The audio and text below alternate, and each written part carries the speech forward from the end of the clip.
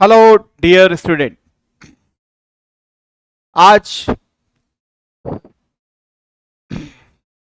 एक बहुत ही महत्वपूर्ण एवं बहुत ही हृदय विदारक दर्दनाक विषय पर आपसे थोड़ी सी चर्चा करने के लिए मैं यहाँ पर उपस्थित हुआ हूँ।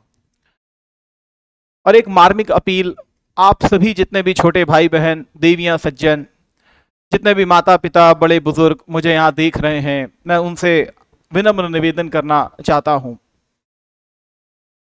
सबसे पहले मैं आपसे यही कहूंगा कि ईश्वर को किसी ने देखा नहीं है, लेकिन ईश्वर की परिकल्पना के रूप में हमने अपनी माता को तो जरूर देखा है। वो माता जो किसी बेटी के रूप में होती है, किसी की पत्नी के रूप में भी होती है, किसी की माँ के रूप में भी होती है, दादी के रूप में भी होती है। उसके अलग अलग चरित्र हैं और उसी में ही ईश्वर का हम वास मानते हैं। इसीलिए आज भी आप हमको देखिए तो चाहे भारत को भी हमने माता के रूप में कंसीडर किया, नदियों को हम माता के रूप में कंसीडर करते हैं। गंगा माता है, नर्मदा माता है, धरती को माता के रूप में भी कंसीडर करते हैं। तो माता की प्रोमिनेंस, माता का इंपॉर्टेंस सदैव सदैव सदैव देवता तुल्य ही रहेगा। आज भी मैं एक करुणामयी मातृत्व प्रेम के साथ अपने भारत के साथ यहां पर उपस्थित हुआ हूं। एक हृदय विदारक घटना जो आप सभी जानते हैं कि 8 अगस्त की वो काली रात कोलकाता का आरजी मेडिकल कॉलेज, वहां पर हमने अपनी एक बहन को किसी दुर्दांत, क्रूर, हवसी, नर पिशाची, जितने भी आप नाम ले सकते हैं वो कम पड़ जाएंगे आपके लिए। हमने वहां पर अपनी एक बहन को खो दिया जो शायद आगे जाकर के सर्वोच्च डॉक्टरी के क्षेत्र में सर्वोच्चता को हासिल कर सकती थी। 36 घंटे से जो लगातार लोगों की सेवा में लगी हुई थी और कुछ समय के लिए वो आराम करने के लिए अपने सेमिनार हॉल में जाती है, वहीं पर कुछ दुर्दांत, क्रूर वहां पहुंच जाता है और जा करके एक हृदय विदारक घटना को अंजाम दे देता है। मैं आपसे केवल और केवल इतना ही कहना चाहता हूं कि माता हमारे लिए हमेशा सर्वोच्च रहती है। बचपन में भी हमने सुना कि वैद्य जो होता है वो भी देवता तुल्य होता है। और आज मेरे उसी देवता को एक ऐसे हवशी इंसान ने अपना शिकार बनाया और वो हम सबको छोड़ के यहां से चली गई एक मैसेज दे करके कि भले ही 15 अगस्त 1947 को हम आजाद जरूर हुए हों, लेकिन आज भी वो आजादी बेमानी है और पूरी तरीके से बेमानी है। उस आजादी का कोई अर्थ नहीं जहां पर आधी आबादी को उसके उचित अधिकार नहीं है, जहां पर आधी आबादी को आज भी रात में चलने में परेशानी उपस्थित होती है, जहां आज भी आधी आबादी को अपने संघर्षों को झेलने के लिए आज भी एकांत को ढूंढना पड़ता है। आज भी एक लड़की, भले ही चाहे वो अपने स्कूली जीवन में हो या कॉलेज के जीवन में हो, आज भी वो अपने पिता, अपने भाई से अपनी सही बातों को आज भी वो छुपाती है, कहीं उसका पिता और उसका भाई उसकी एजुकेशन को ना छुड़वा दे।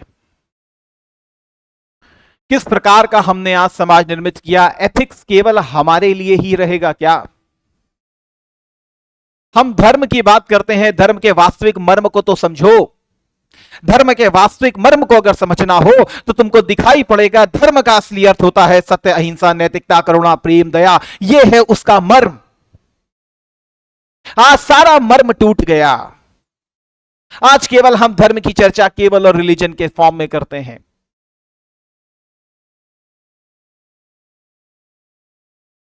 आप मेरे पीछे एक पिक्चर को देख रहे हो, यह पिक्चर उतनी ही सत्य है, जितनी ही वास्तविक है, जितनी आज की सृष्टि सत्य है।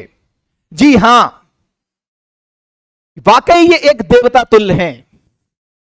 अगर ईश्वर हमको जीवन देता है तो हमारा ईश्वर हमारे जीवन को सतत रूप से चलाने में इनकी सबसे महत्वपूर्ण भूमिका होती है। खरोच भी आ जाती है तो उस समय डॉक्टर की ही याद आती है। लेकिन आज सारी चीजें बदल गई।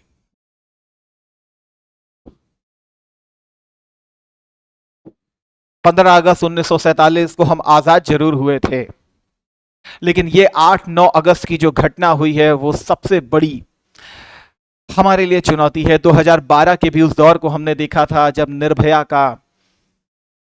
को ब्रूटली सेक्सुअली असॉल्ट किया गया था और पूरे भारत को हमने दिल्ली की सड़कों पर देखा था।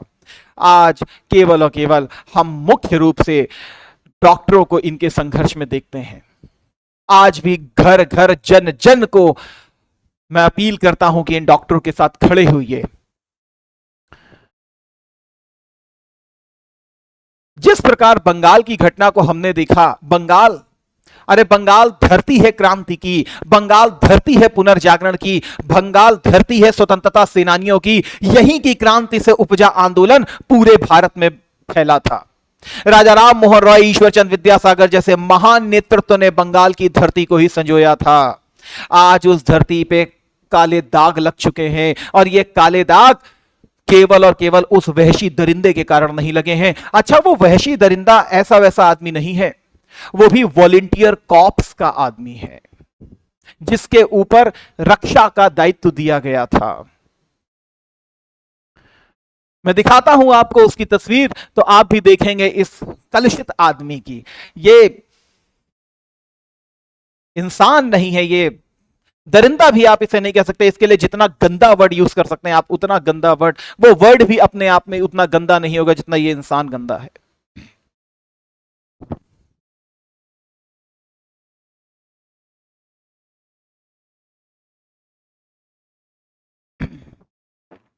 ये कोई नॉर्मल नहीं है। अगर आप इसे देखें तो ये बेसिकली सिविक वॉलंटियर है एक, जो कहीं ना कहीं कोलकाता पुलिस को भी असिस्ट करता है। इसकी अपनी भी क्रिमिनल हिस्ट्री है, इसकी भी लगभग 3-3, 4-4 शादियां हुई और सबसे डिवोर्स हुआ इसका। इसकी जो पत्नी है उसने इसके ऊपर बहुत बड़े आरोप लगाए, संगीन आरोप लगाए। उसके बावजूद पुलिस नहीं चौंकी। चौंक गई होती तो आज ये इंसिडेंट ना देखना पड़ता हमको।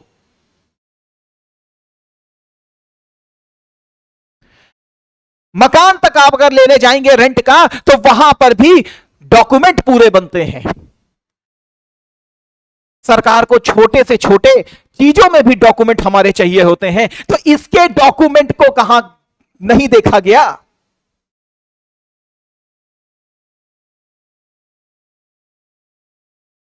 ऐसे वहशी दरिंदे के हाथ में हमारी सुरक्षा का भार दिया गया था।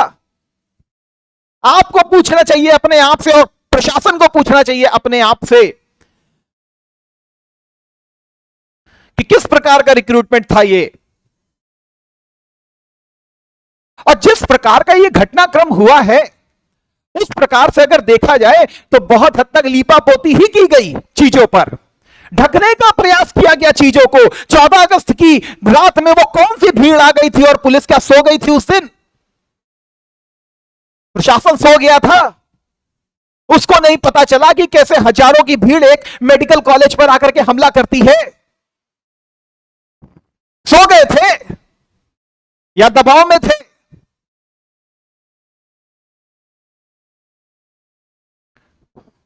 आज कोर्ट के ऊपर हमारा सबसे बड़ा भरोसा होता है, लेकिन आज कोर्ट भी अपनी आस्था को अगर देखें तो आज डॉक्टर मांग कर रहे हैं कि इस वैशी दरिंदे को हमको दे दो, हम इसका न्याय कर देंगे। आज रोड पर तो आज हमारी कोर्ट के ऊपर भी क्वेश्चन मार्क लग गया कि आपका न्याय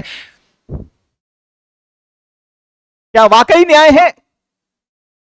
2012 के निर्भया कांड के बाद हमने कानून को देखा कि फांसी की सजा दी जाएगी, उतने उसके पश्चात कितने ब्रूटली रेप किए गए।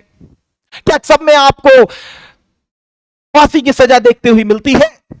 चाहे उन्नाव के रेप कांड को देखें, चाहे हाथरस के देखें, चाहे डिफरेंट आप अलग अलग जगहों पर देखें, कहीं कहीं तो हमको ऐसा भी देखने के लिए मिलता है कि रेपिस्ट छूटते हैं और उसके बाद कोर्ट इंटरवेंशन करता है, फिर से उनको जेल में डाला जाता है। यह कैसा भारत है मेरा? यह भारत बलिदानों की धरती है। पूरा पश्चिमी विश्व भारत के लोकतंत्र की दुहाई देता है, यहां के नेताओं की दुहाई देता है। तो मैं किस तरीके के भारत में बात कर रहा हूं? बहुत अच्छा गाना सुना था एक हमने कि जिस धरती में मैंने जन्म लिया वो भारत महान है, लेकिन कुछ दागदार, कुछ स्वार्थी लोगों के कारण आज ये दाग मिट नहीं पा रहा है हमारे ऊपर से। मैं आदरणीय जितने भी हमारे नेतृत्व हैं, मैं सभी से प्रार्थना करता हूं, आदरणीय हमारे प्रधानमंत्री जी, आदरणीय मुख्यमंत्री जी, मैं सभी से हाथ जोड़कर विनम्र निवेदन करता हूं, ऐसे दरिंदों को कड़ी से कड़ी सजा दो, कड़ी से कड़ी सजा दो। और केवल और केवल एक महिलाओं के लिए वॉलंटियर कॉप्स बनाओ, जहां पर केवल महिलाएं हो, उन्हीं के पास सारे अधिकार हो। ऐसा कोई भी केस होता है, केवल महिलाएं वहां पर जाएं और जाकर के पूरी तहकीकात करें। भीड़ हमला करती है एविडेंस को मिटाने के लिए।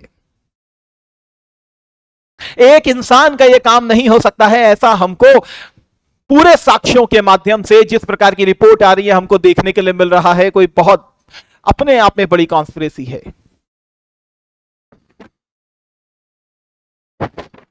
इस देश की सर्वोच्च महिमा, सर्वोच्च जो पद है वो हमारी राष्ट्रपति महोदया भी महिला हैं।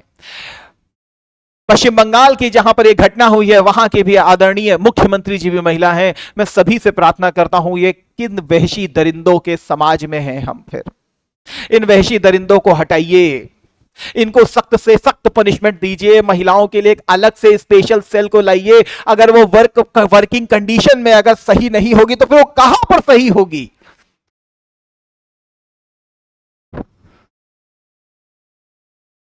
इतना प्रोफेशनलिज्म कहां से आता है? अरे इंसान हो, इंसान का मन भी तो होता है कुछ। एथिक्स केवल हम क्या फोर्थ पेपर में ही पढ़ के रह जाएं? क्या एथिक्स क्या जीवन में नहीं दिखता आपको? एकदम से आकर के बता दिया जाता है कि नहीं सुसाइड कर लिया गया, और बाद में पता चलता है कि नहीं ये सुसाइड नहीं है, तुम्हारी आत्मा मर गई थी। क्या तुम सुसाइड बोल रहे हो? क्या तुम किसी के पिता नहीं हो? क्या तुम्हारे औलादे नहीं है? तुम्हारे मुंह से निकल भी कैसे रहा है? डीन है और भी लोग हैं, उन्होंने कहा सुसाइड है। ये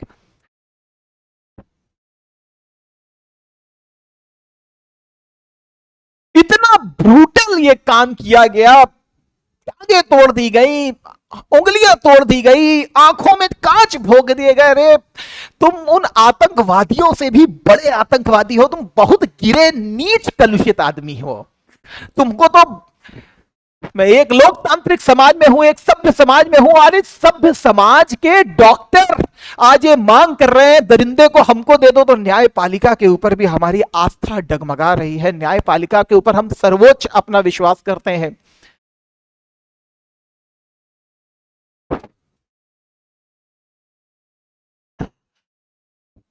डॉक्टर्स ने एक दिन की पूरी हड़ताल रखी है 24 घंटे के लिए, शनिवार से लेकर के रविवार तक।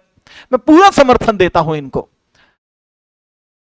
मैं आपको एक सब्जेक्ट के बारे में बात करना चाहूंगा, मुंह से हटाओ टेप वरना खत्म नहीं होगा रेप।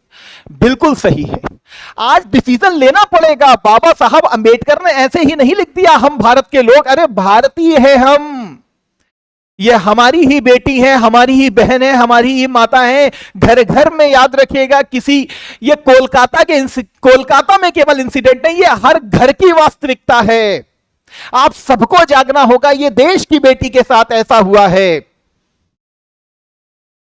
साक्ष्यों को साफ साफ दिखाई पड़ता है कि कुछ ना कुछ मॉडिफाई किया जा रहा है। मैं प्रशासन से अपील करता हूं, मानवता को जगाओ।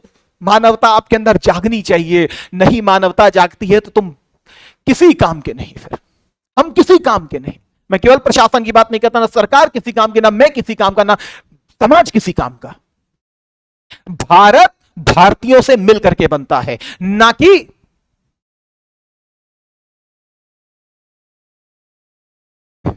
देखिए इस प्रकार से वेंडलाइज कर दिया गया।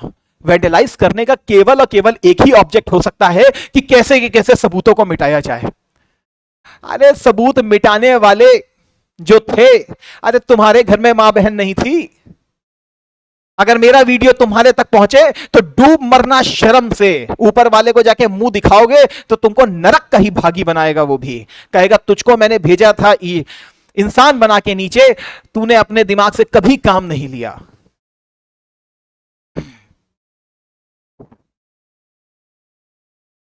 यहां पर एक विशेष पात्र है, दैट इज संदीप घोष जी। ये बेसिकली प्रिंसिपल है वहां के, इनके ऊपर भी बहुत आरोप लगे हैं, करप्शन के चार्जेस भी लगे हैं, ये प्रिंसिपल भी रहे हैं। इनके बारे में विशेष रूप से निकल करके आ रहा है कि इनका बहुत बार यहां से ट्रांसफर किया गया, लेकिन इन्होंने हर बार ट्रांसफर को रुकवा दिया। इवन जब ये घटना भी हुई है उसके बाद भी इनके द्वारा कोई मॉरल रिस्पॉन्सिबिलिटी नहीं ली गई, कोई मॉरल रिस्पॉन्सिबिलिटी नहीं ली गई, और इनके ट्रांसफर किया गया, और ट्रांसफर भी बड़े कॉलेज में किया गया। तो मतलब एक प्रकार से क्या प्रमोशन कर रहे थे क्या इनका, सरकार प्रमोशन हो रहा था। बाद में कोर्ट का हस्तक्षेप हुआ और कोर्ट के बाद इनको लीव पर भेजा गया। ये कौन है लोग जो इनको पूरी शह दे रहे थे? मॉरल रिस्पॉन्सिबिलिटी थी इनकी। एक डॉक्टर के साथ यह घटना हुई है जो रात 36 घंटे से वहां पर पेशेंटों की सेवा कर रही थी। अगर इस तरीके से होगा तो कैसे कौन अपने मां बहन बेटियों को इस प्रकार के प्रोफेशन में भेजेगा? हमको आज सबसे बड़ी जरूरत है अपने बेटों को सिखाने के लिए कि जब भी बाहर निकलो तो याद रखना कि सामने वाली लड़की तुम्हारी मां होगी, बहन होगी या बेटी होगी। इस नजर से निकलो। आप सिखाना पड़ेगा, हमको घर घर से ये चीज सिखानी पड़ेगी।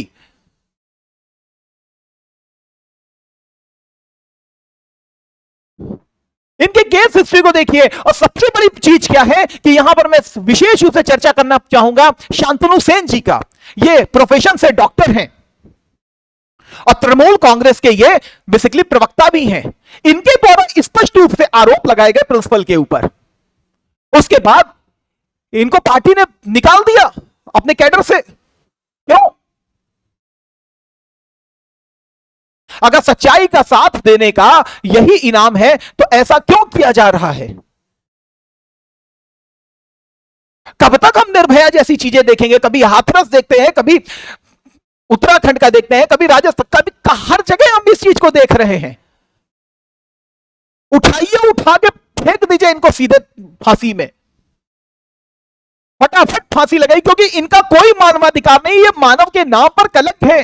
इनको जितनी बुरी से हम मृत्यु दे सकते हैं इनको तुरंत दे देनी चाहिए।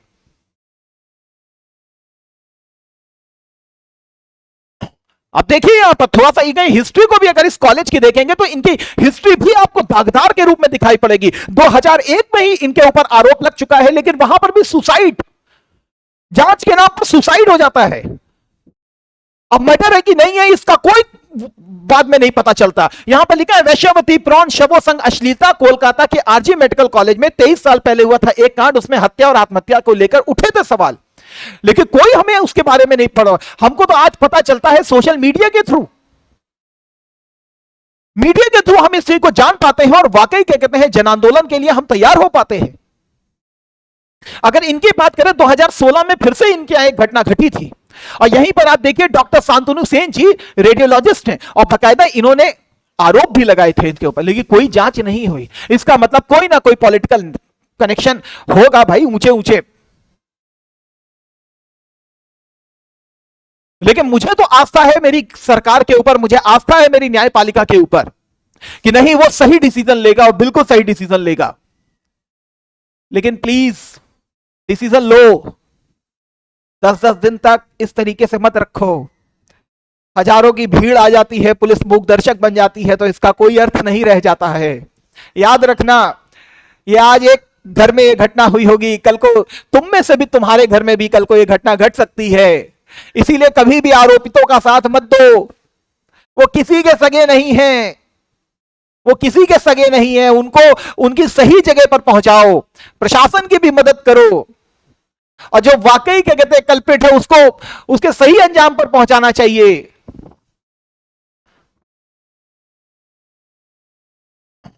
आप देखिए यहां पर बकायदा मैं इस चीज को सर्च कर रहा था तो मैंने देखा यहां पर लिखा हुआ है कि सच हिस्ट्री को अगर देखें तो बकायदा इस चैनल ने स्पेशली रूप से डाला हुआ है कि 2001, 2003, 2016 ऐसे पता नहीं कितने उसने बकायदा लिंक दिए हुए हैं, और लिंक को पढ़ पढ़ करके भी एक शर्म का एहसास होता है। बहुत सारों के तो केस तक रजिस्टर नहीं होते हैं। हम माता माता कहते कहते थकते नहीं है, देवी का दर्जा देते रहते हैं, लेकिन देवी को इस तरीके से तो ना नोचो। नवरात्रि की सबसे बड़ी धूम देखने के लिए मिलती है। दुर्गा पूजा स्पेशली प्रसिद्ध है कहां की, हमारे कोलकाता की। उस देवी का तो लिहाज रखो।